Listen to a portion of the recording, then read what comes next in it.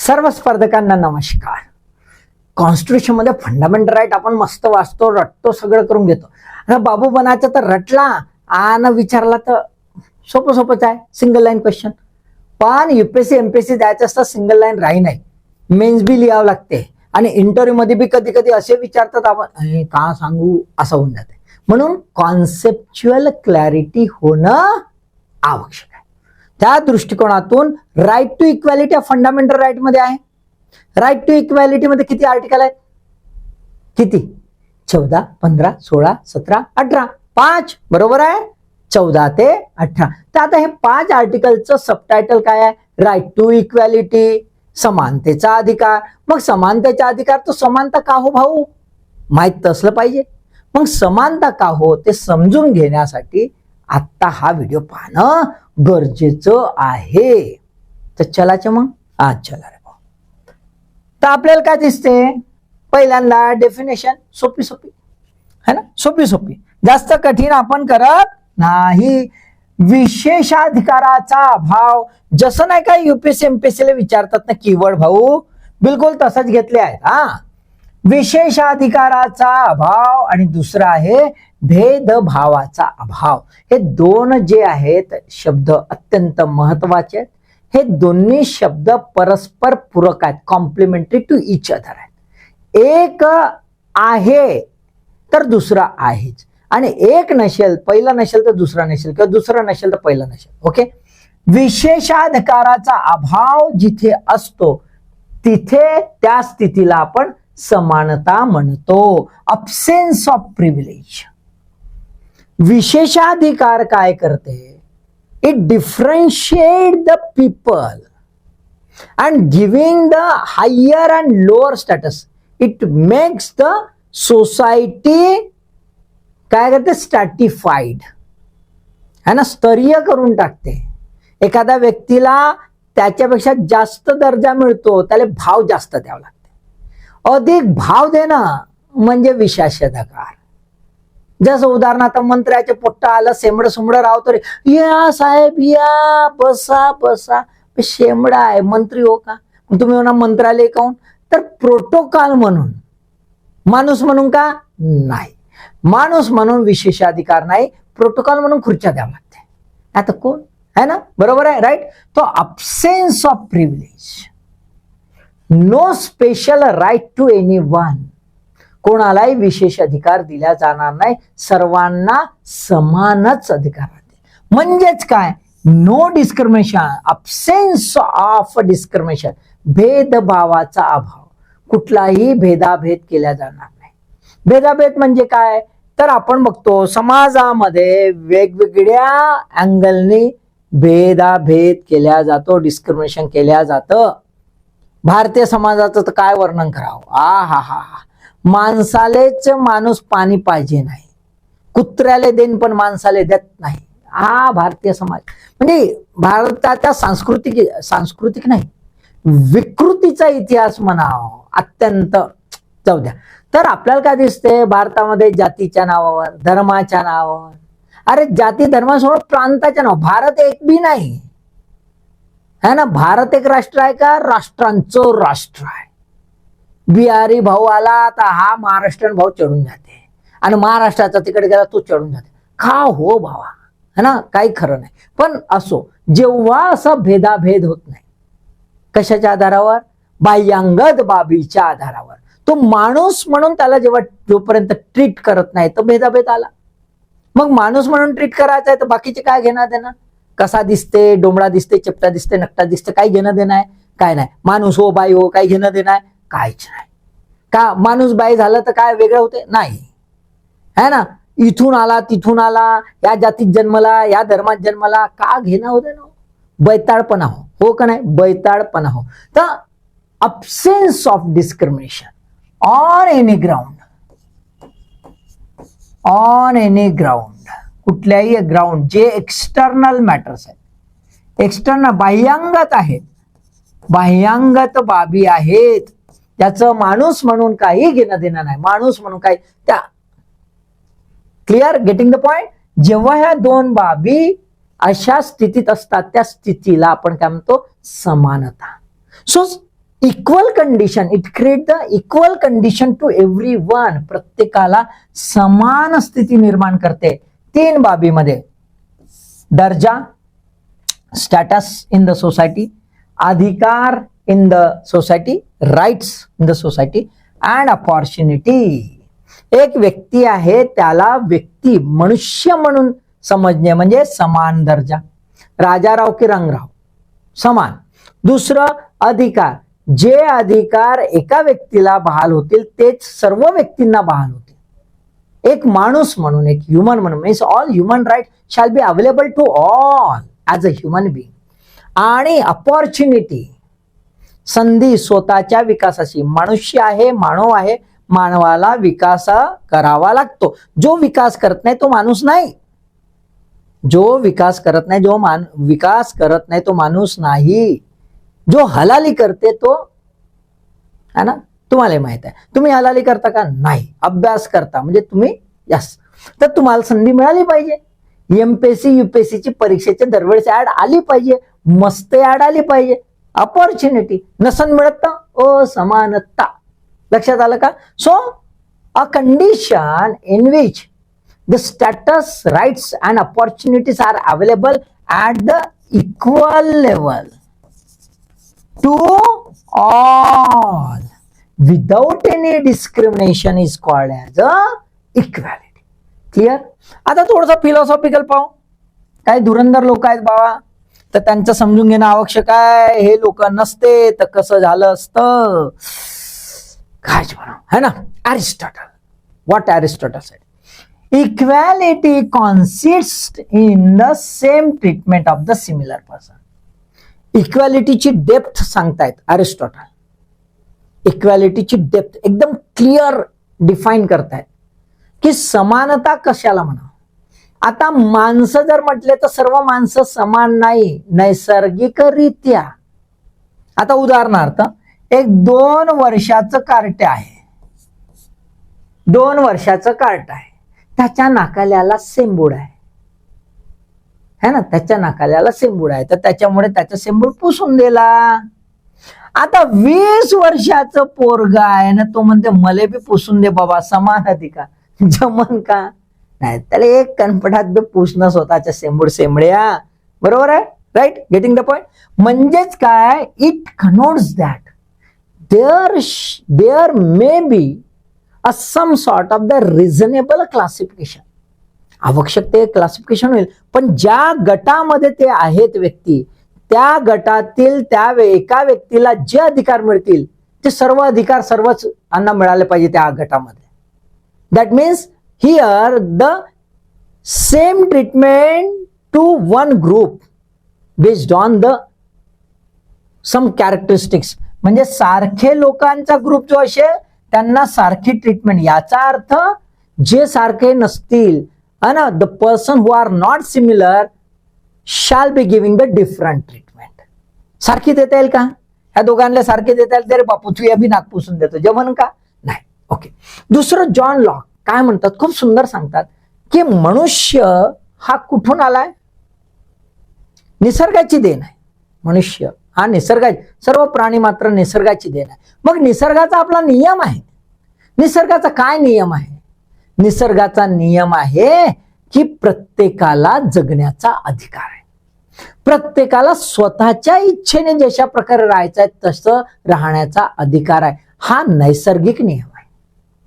मग मनुष्य हा नैसर्गिक आहे तर त्याच्या नॅचरल लॉ नुसार त्याला स्वातंत्र्य असलं पाहिजे. जॉन लॉक काय म्हणतात, all men are naturally in the state of perfect freedom to order their actions within the bounds of the law of nature. निसर्गाच्या नियमानुसार त्याला जे वाटते तसं तो वागू शकतो, तो काम करू शकतो, परंतु त्याच्यावर कुठलाही दबाव नसावा. Without asking leave or depending upon the will of any other man. दुसरा माणूस सांगन का दुसरा माणूस टोचन देईल, दुसरा माणूस काहीतरी लादेल, दुसरा माणूस हंटर मारण, हा तसं नाही. त्या दुसऱ्या माणसाचं काही घेणं देणं नाही. That means every human being is a equal and free now to do, है ना, whatever be at his will but as per the rule of the nature. Clear? Okay. बघा आता जर स्टेट म्हटलं तर स्टेटमध्ये कायदा आला, एखादं राज्य म्हटलं तर राज्यामध्ये कायदा आला.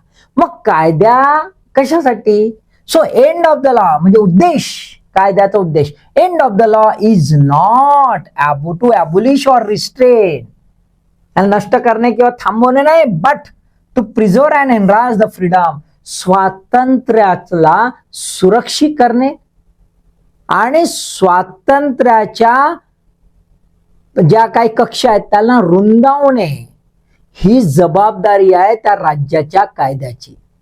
जर तो कायदा हा स्वातंत्र्य अबाधित ठेवू शकत नसेल व्यक्तीचं किंवा स्वातंत्र्याला बंधन निर्माण करत असेल तर तो कायदा समतेचा समानतेचा नव्हे. बरोबर आहे? क्लिअर? जॉन लॉक खूप सुंदर सांगतात. इथे रुसो यांचं बघूया. हे सगळे पॉलिटिकल फिलॉसॉफर आहेत, ग्रेट पॉलिटिकल फिलॉसॉफर. काय म्हणतात? Man is born free. मनुष्य जन्मतः स्वतंत्र असतो, अनबाउंड असतो, अनबाउंड असतो, निसर्गात आलेला असतो, निसर्गाने त्याला घेतलेलं असतं, गुंजारलेलं असतं आणि निसर्ग म्हणतो बघ आता तुला काय जमतं ते बघ बाबा, मी तर मोकळं रान दिलंय. पण समाज काय करतो? Everywhere he is in chain. But what the society is doing in the name of rule for organizing society, many of the times a vested interest in the society develops such a rules, develops such a traditions, customs which are creating the unequal condition or inequality in the society. समाजामध्ये विषमता, exploitation आणि discrimination create करतं. कोण करतं? Vested interest, जे काही स्वतःचे स्वार्थ जोपासणारी लोक असतात किंवा काही सेक्शन्स ऑफ द सोसायटी असतात ते असं करतात, असं रुसो म्हणतो. म्हणजेच काय तर समानता ही मानवीय दृष्टिकोनातून आहे. समानता ही संकल्पना कशी आहे? मानवीय दृष्टिकोनातून आहे.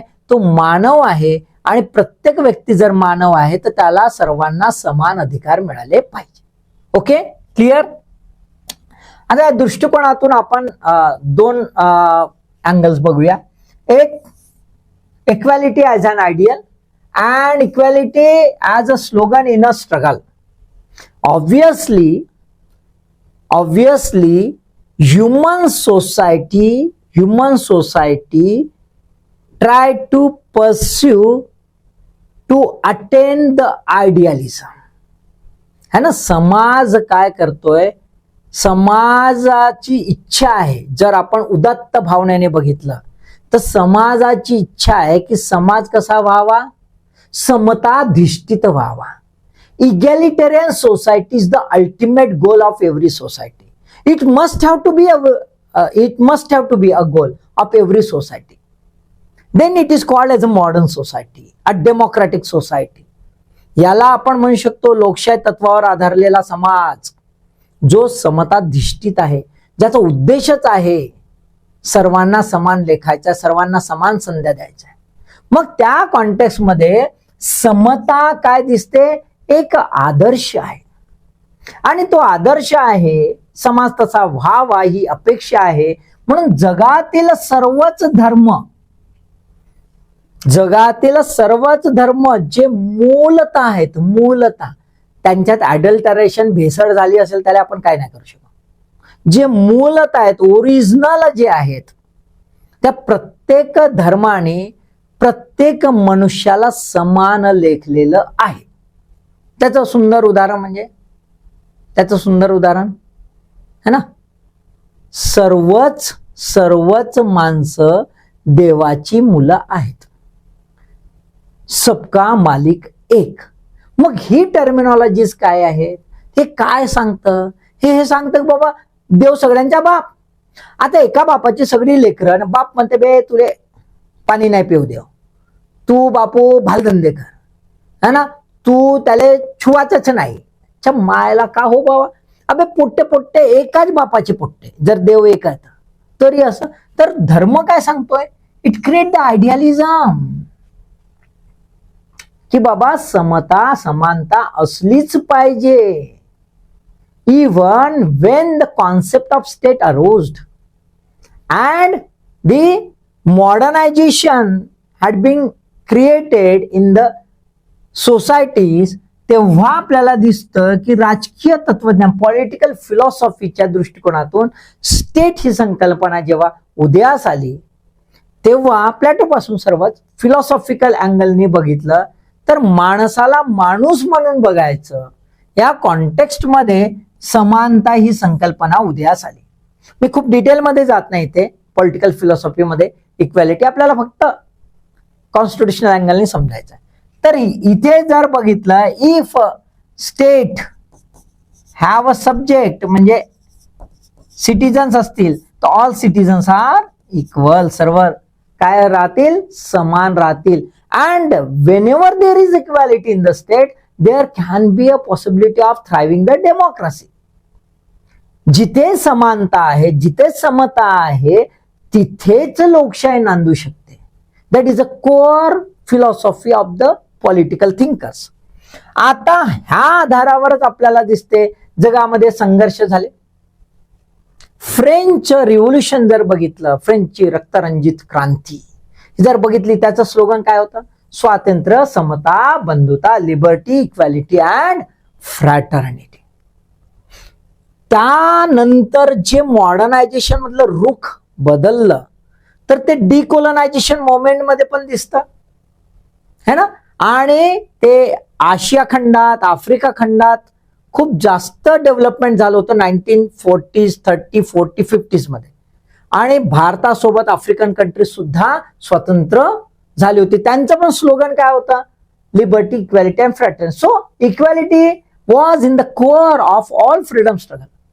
इतकंच नाही तर आता जे विकसनशील राष्ट्र स्वतंत्र झाली त्यांच्यामध्येही आंदोलन आहे. आजही भारतामध्ये आपण बघतो की विषमता आहे, जातीच्या नावावर, धर्माच्या नावावर विषमता आहे, प्रांताच्या नावावर विषमता आहे.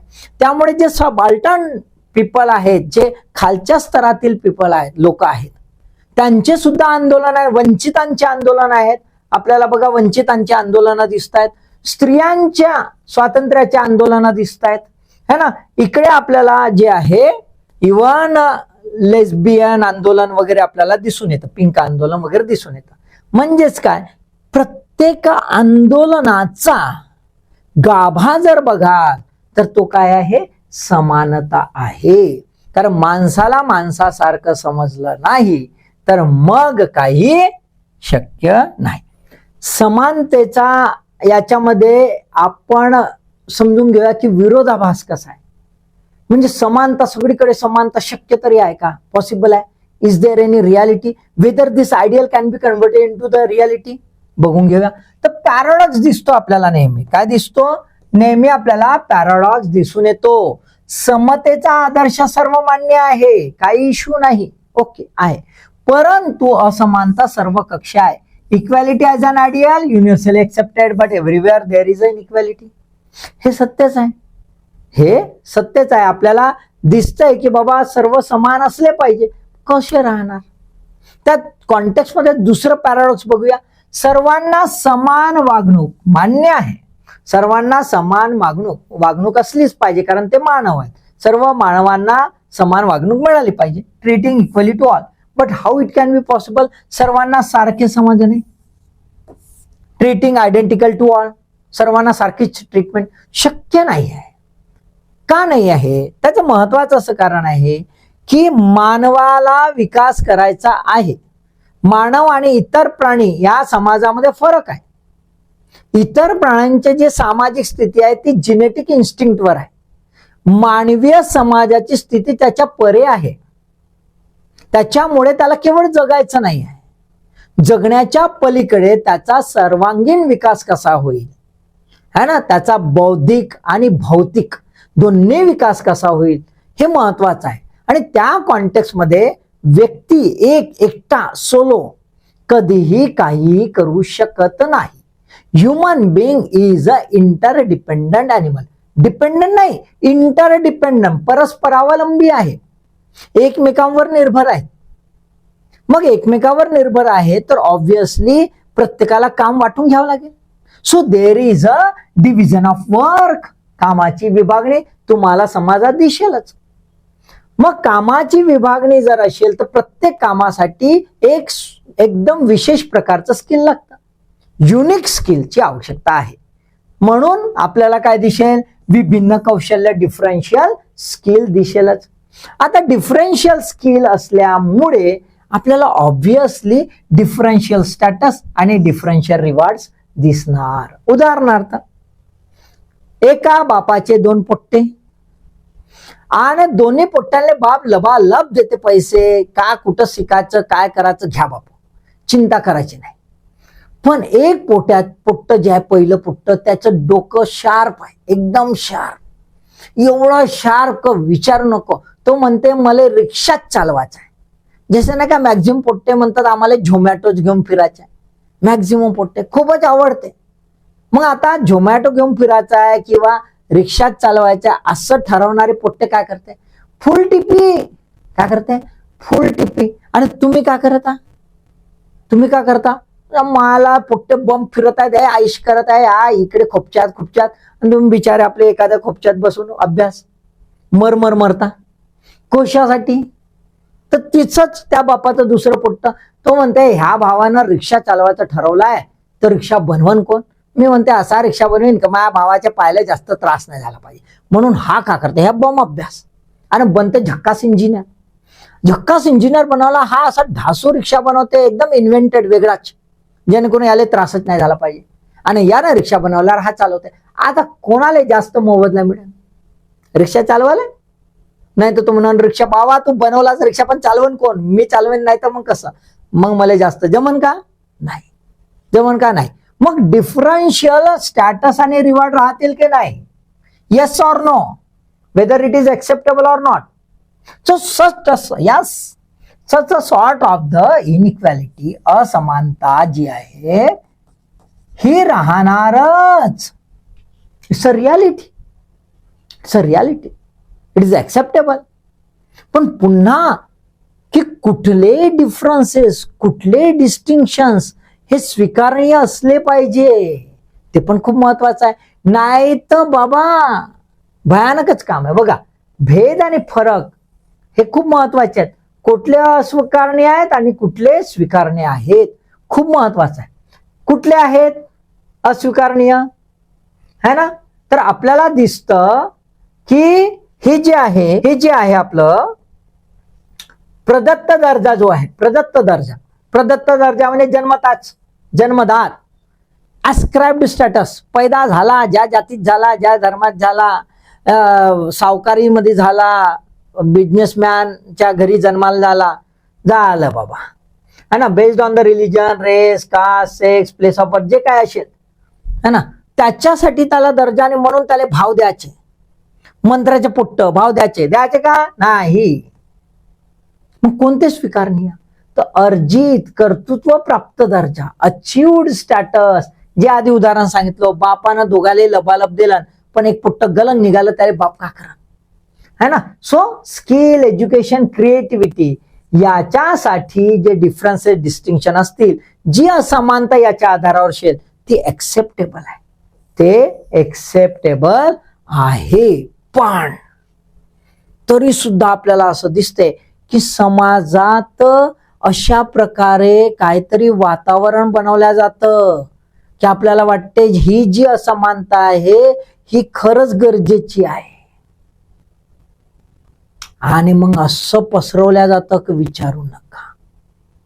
तर आपण बघून घेऊया पुढच्या व्हिडिओमध्ये की असमानता ज्या 2 प्रकारच्या आहेत, त्या 2 प्रकारच्या असमानता खरंच आहेत की खोट्या आहेत रुसोच्या कॉन्टेक्स्टमध्ये.